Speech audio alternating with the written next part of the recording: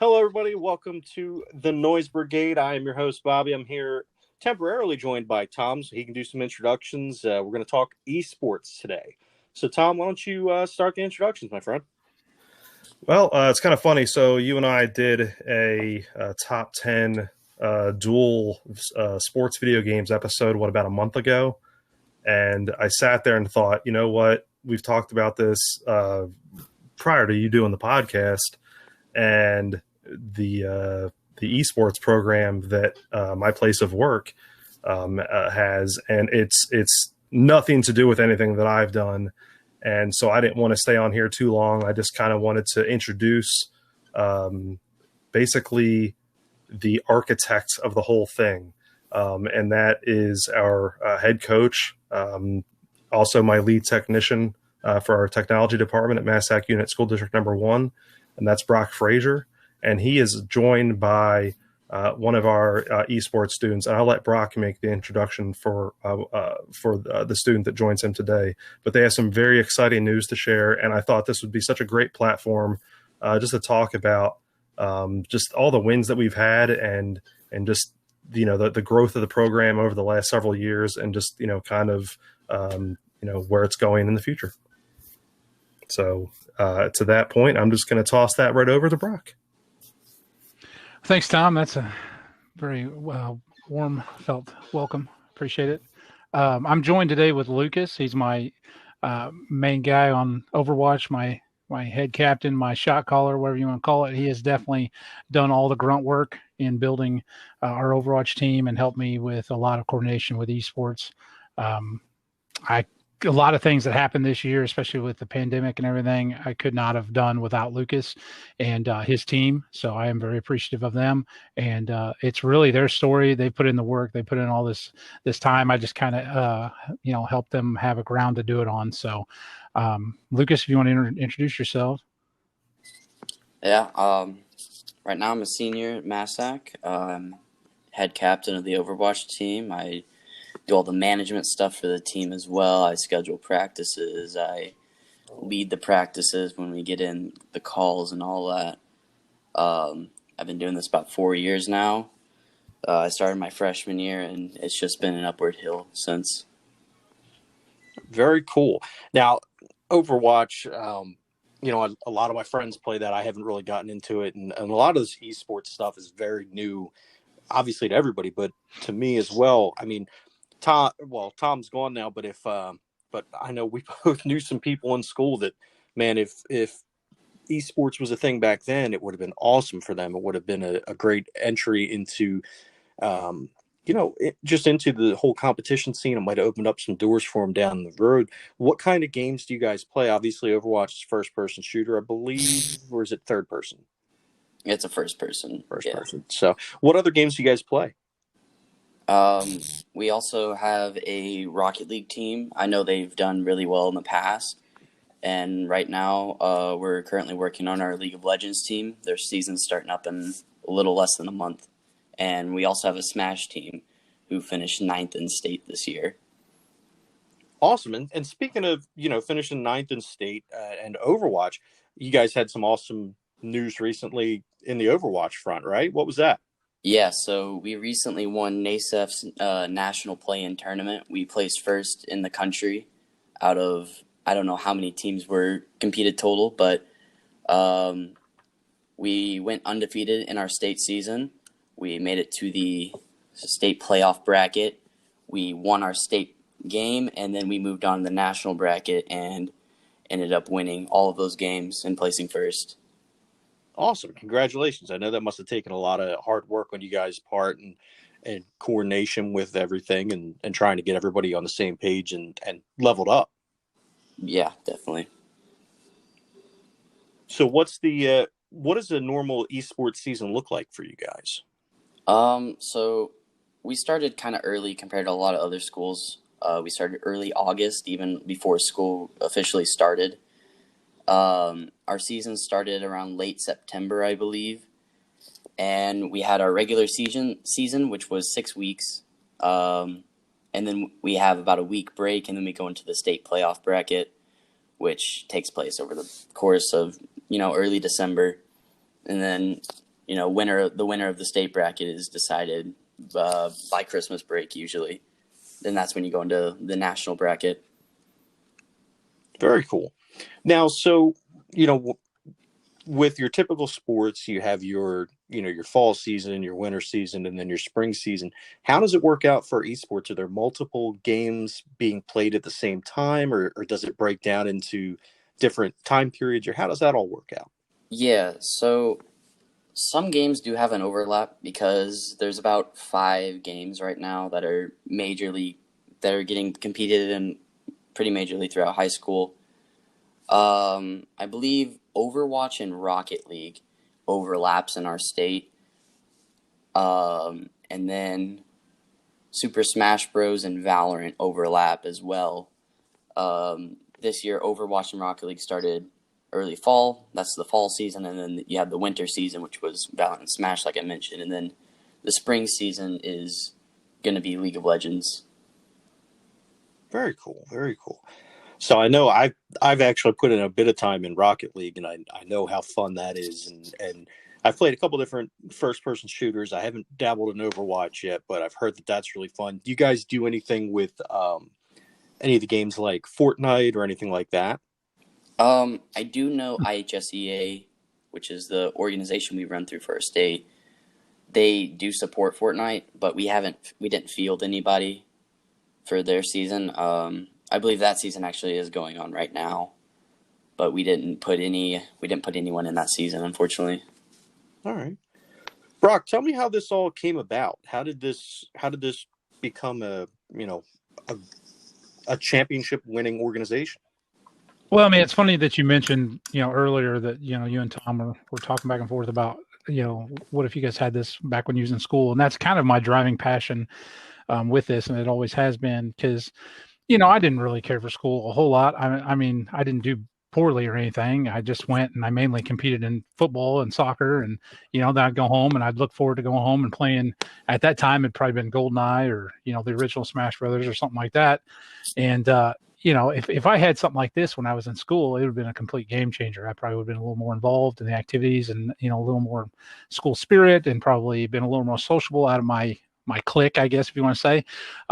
So that's kind of where I went, into it. And I talked to it was my principal at the time. He's now our superintendent. And I told him, I was like, hey, I want to do this. And, I'd like to, see if we can maybe get some interest. And, it took a couple years and he finally was like, all right, let's try it out. So I kind of put out some flyers and I word of mouth and talked to some people. And we had a core of probably 11 students that we'd meet once a week.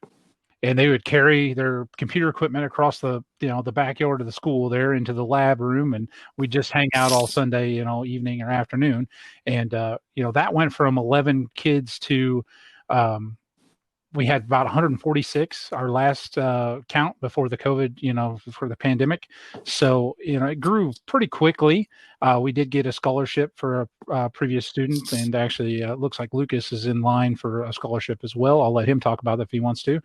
But it just kind of went from there. We just, kind of played out with HSEL, and then we did Playverse a little bit, and then we found IHSEA, and we've stuck with that. It's definitely been the most organized and the most fruitful group that we've, introduced ourselves competitively with. And also, they kind of work. Some of the members of the IHSEA are on the IHSA advisory panel, so there's a lot of coordination there between the two of, when IHSA wants to fully sanction this as a student activity, which is coming soon, as far as I've been told. So that'll be a whole nother step up for the high school level of esports.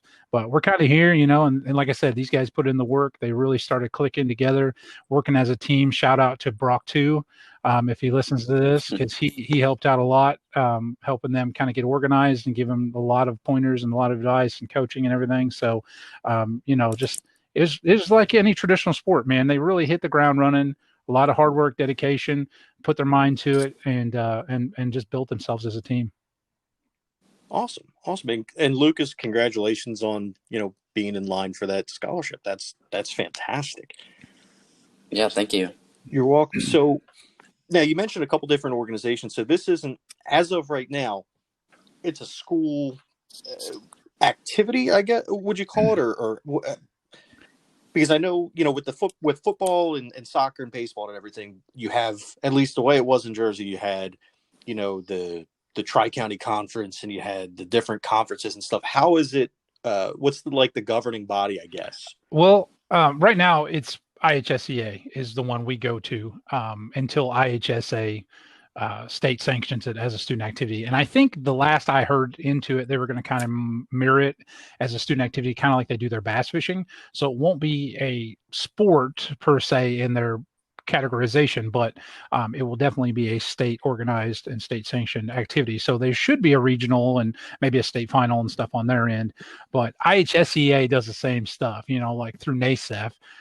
They had their tournament, like Lucas mentioned, in December. They would do their state finals, and then with NASEF, they just recently did their national tournament and stuff. So it's as close to we can get as a sanction with IHSEA. And like I said, it's definitely been a lot better than some of the previous ones, mainly because you get to play with Illinois schools, and with some of the other ones, you're kind of, you're thrown in a bigger pool, and you don't know, because you got a lot of high schools and stuff that are just getting started. So some may go, yeah, hey, let's do this. And then they may throw it to a student to organize and run. And then you've got our team that's ready to go and hyped up, and we got our stream ready, and we're really pumped up to play. And then you find out that they're canceling their scrim, or they're canceling their match because the other team really wasn't organized. And, so there was a lot of disorganization, but you don't see that a lot with IHSEA. So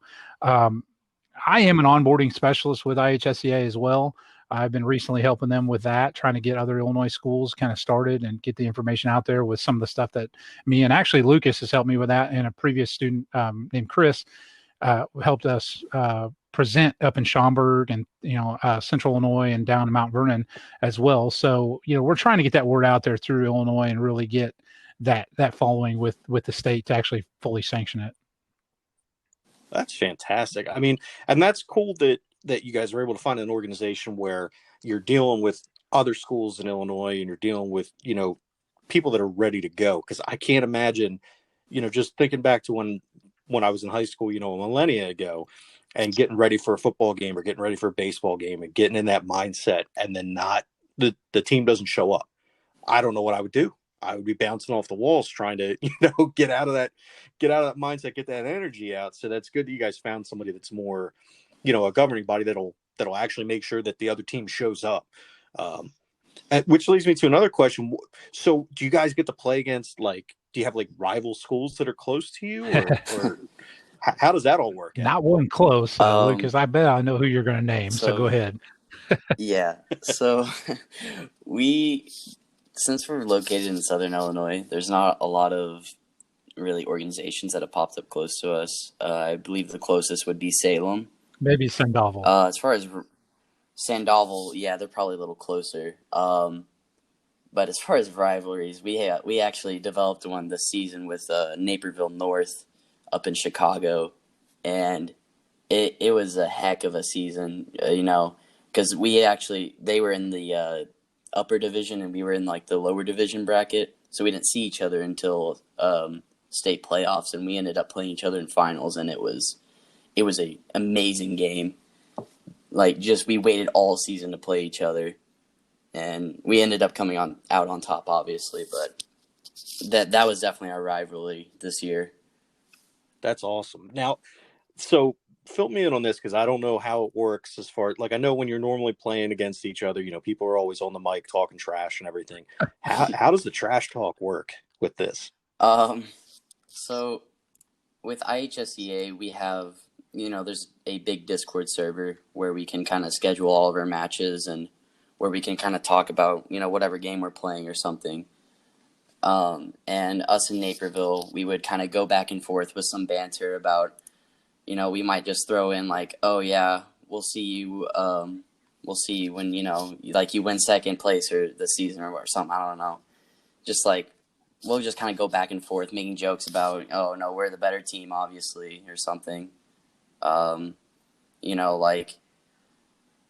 If you have one person playing Reinhardt and then you have another person playing Reinhardt, there's a joke people call it an MTD, main tank difference, when you just completely destroy the other Reinhardt because you're the better player or something, like that kind of stuff. Just little banter back and forth.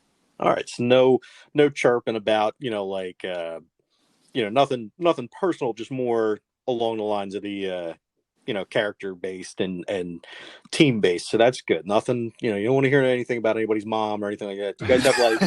Do you guys have I'm assuming because it's a school type event, there's rules against that kind of stuff, right? Yeah. With IHSA, they're a lot more strict about toxicity and being, blatantly rude.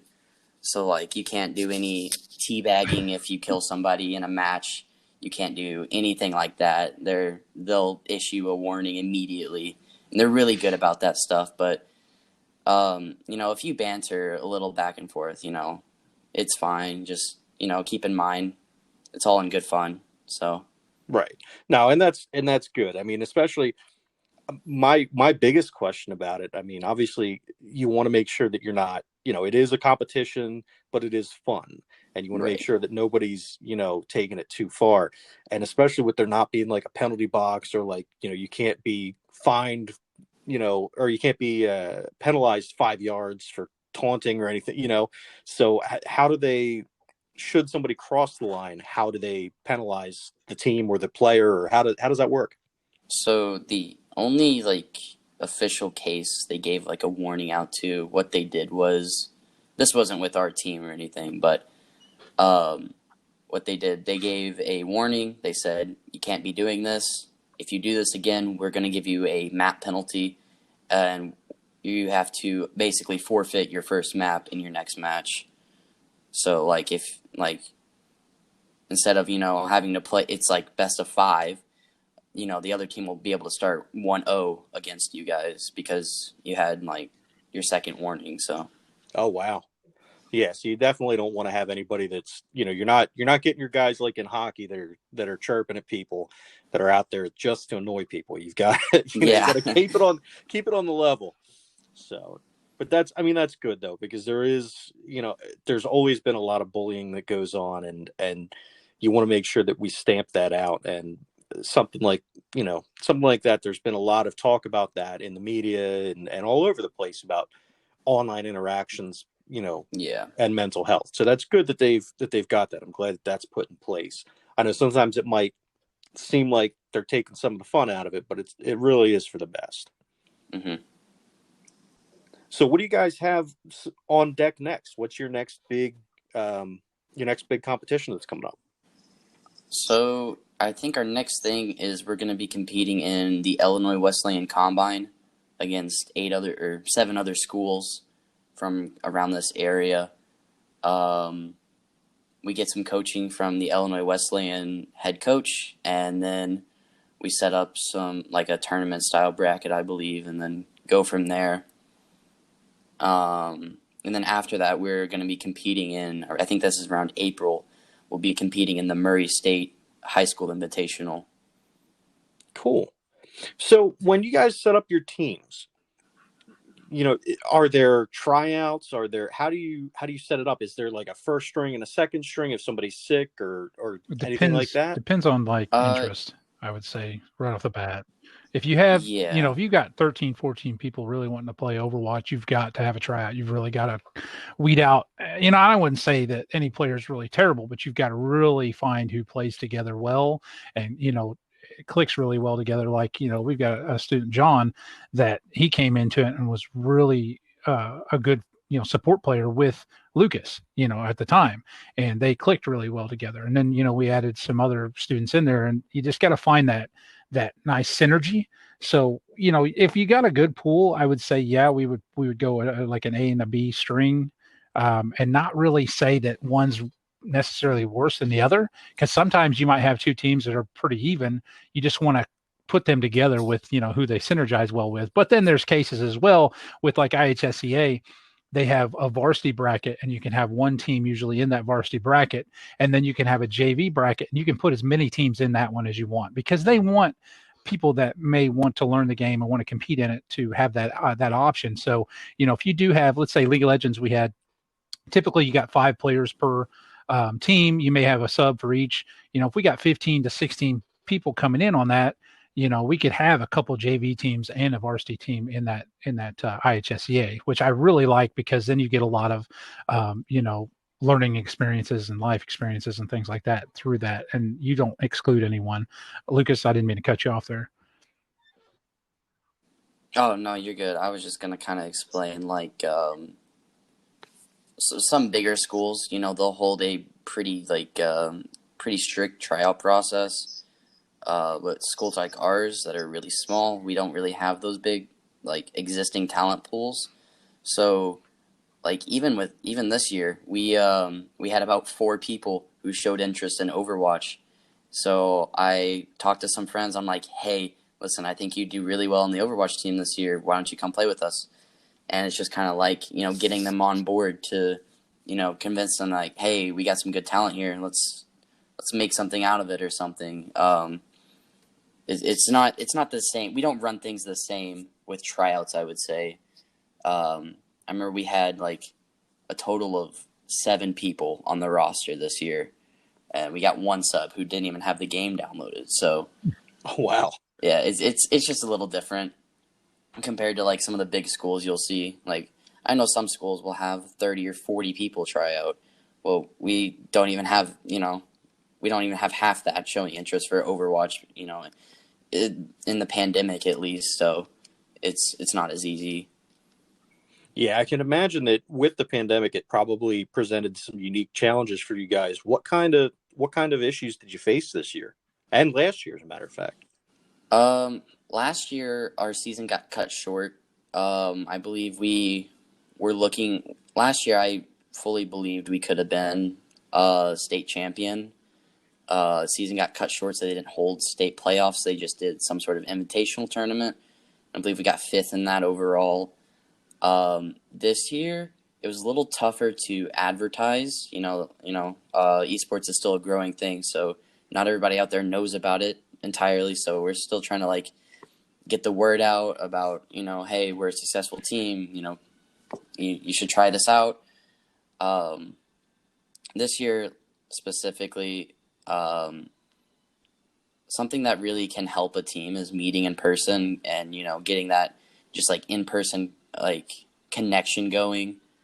So if you wanted to do a VOD review in person so you can get more in depth with people, it's, you can't do that right now. It's way too hard. So I don't know. It's just you're not able to establish connections as well. So we have to do everything online. We can't meet in person for anything. So it kind of sucks, but you make do with what you have. Gotcha. Now with this influx and this rise in popularity of competitive gaming and esports, have you ever given thought to any thought to joining MLG? I know cities like Philly has the Fusion, and I don't really know any of the other ones, but I know that Philadelphia has the Fusion, and there's a whole league out there. Have you ever given any thought to joining something like that after high school? Yeah, I've thought about it. It's still a bit of a far off dream, I would say. I'm not really close to the rank to be able to get there. I'm competing, I'm looking for a team right now outside of school to to do open division with. So that's kind of the stepping stone into getting into the pro leagues. It's still a long journey from there, don't get me wrong, but that's where I'm gonna start, and then next summer when I get into collegiate, I'm gonna play on my collegiate team as well. So very cool. Now, what are there guys and girls that you've played with that you've ever known that they've gone on to college and become a star in college or gone to MLG or anything like that?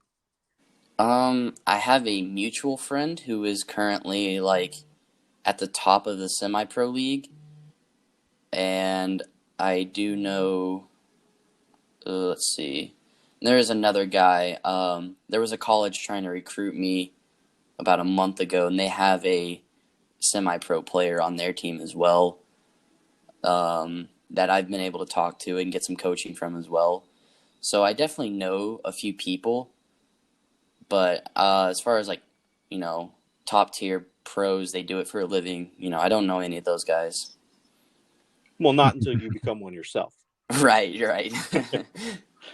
Brock, have you had any players that you've encountered over the your years of putting this together? Anybody that you've reached out to help or anything like that? I mean, it's not individual players so much as it has been like other schools throughout the state and even out of state with like Bite Speed, their company. They've had some podcasts and things, some Q&A panels and things like that. I've been trying to help other schools throughout the, nation get kind of going. But as far as individual students, it's been more local, just really trying to get my guys and girls, those scholarship opportunities. And, you get that I guess that door channel open between all these colleges that are having, esports programs they're starting to build. Because as the collegiate division builds more and more and more, high school's starting to get that pickup, that momentum, and I want to open them doors now before it becomes a saturated market and somebody can go, hey, look, we've got quality Overwatch players coming out of this school. We've got quality league players, so on and so forth. So, and like Lucas was saying, there's some students that even on Overwatch, these kids, I mean, if they put their mind to it, I think they could easily get scholarships and they could really go, semi-pro or pro. And it is a long journey. Don't get me wrong. And we've dabbled with the idea now that we've kind of been going high school level. I've dabbled with the idea of actually starting a out of school team here in Southern Illinois to mainly kind of keep that door open with these students after they graduate. If they want to keep playing, out of high school, they may play on their college team, but maybe we can kind of compete in some of these other programs and other these, out of collegiate, out of high school, organizations, then maybe we can bring back some of our previous alumni players that are still involved and recreate these teams. And Lucas can keep competing until he does go semi-pro or pro, right, Lucas? And, we can pull Right. not just the kids at our school, but, now we can start pulling from, Kentucky. We're really close to Kentucky, and I don't know a whole lot of high schools that have a team going yet. I do believe it is going to grow as we go on. But if we can start pulling, those that have interest now and play, out of school on this other team, we can still open opportunities for these kids. And so they don't miss out just because, it's taken some time to gain that momentum over in that state. But we are the only one locally that I know of high school wise that has an esports program. And we were the first ones, as far as I know, in this area. And it took some time, probably 2-3 years, I think, before I really heard of Sandoval. And then Salem was right, past that. So it really grew more centrally and northern up in Chicago, obviously. But we still down here, in the southern, in our like regional, as far as IHSA goes, like Harrisburg and Vienna and, Anna Jonesboro and normal normal teams that we play in traditional sports, they don't have this going on. So I think it's just a matter of time before it explodes in this area and we can really start seeing like pro level players come out of Southern Illinois. Awesome. Well, we've talked about the business side of things, so to speak. So real quick, let's get, what games do you guys play to relax, or do you not? Do you get done playing this stuff at school and in these competitions and then not want to look at a screen? For me, I play Overwatch competitively and I play it for fun. So like if I'm playing for fun, I'll just get on a different account and just kind of mess around in some casual games. And then sometimes I'll hop on League of Legends, because all my friends are playing. I'll just hop on with them and play. I know after we won nationals, I was so tired the next 2 days. I did not even want to look at a screen. I just kind of laid in bed. I did some homework. I looked for anything else to do but look at a screen because I was so tired and burnt out. But it's been like 2 days, so I'm kind of ready to start getting back in and getting ready for like I said, the Illinois Wesleyan tournament, the Murray State tournament, all that stuff. Cool. Oh yeah, Brock, I do you play still games all dabble the at time. all? Have since Santa Claus brought me a Nintendo Entertainment Center when I was 5 years old, and before that, I used to play my dad's Atari, and that's again like going back to the driving passion of it. Like I've been a gamer since I can remember. It has definitely been my escape. I've never been a drinker. I've never been a smoker. I've never done drugs. Nothing like that. This is my relaxation escape, and it's just something I really love doing, and to be able to see students have that same passion and I can relate to whenever I was their age and things like that.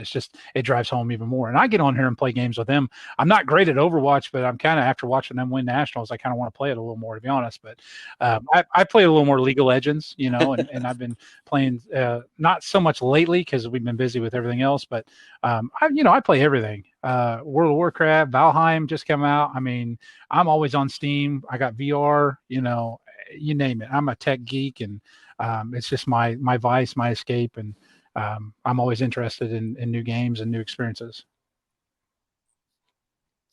Very cool. I'm more of a console gamer myself. I know that's kind of a dirty word in the PC community, but I've been playing my Switch a lot lately. I got my Xbox One X and just messing around. But it's always fun to talk games, and that was an amazing talk you guys gave. Thank you so much for being on. Is there anything you want to plug before we go? You got our Twitch. No, what is your Twitch account? I believe it's Patriot_esports. Okay. Do you have Twitter or anything like an official Twitter or anything like that? Yes and no. Like we need to rebuild it. I really want before the pandemic and everything, I was really trying to structure in like a social media position because we have a president, vice president, treasurer of our whole club. And I was trying to really push the social media side of it and get someone, like a student. I really like student ran stuff, and just so I can monitor it and give them the responsibility, help them learn the experience and everything. But we do we got a Facebook page. I've got a website through our MASSAC portal, and but our main thing is Twitch right now. Eventually, we may start posting some videos on YouTube and things like that as the pandemic hopefully kind of wraps up. I know we're all tired of, that whole ordeal, but I think it'll be something when we get back, we get our students where we can meet after school. I think it'll pick right back up where it left off. Yeah, absolutely. All right. Well, Brock, Lucas, thank you very much for being on. I do appreciate it. I wish you both the best of luck going forward with this, and we're going to have to keep in touch and keep updated. All right, gentlemen, thank you very much. It's been a great episode, and I appreciate thanks for having time. us. I will talk to you later. Thank you. Thank you. Bye-bye.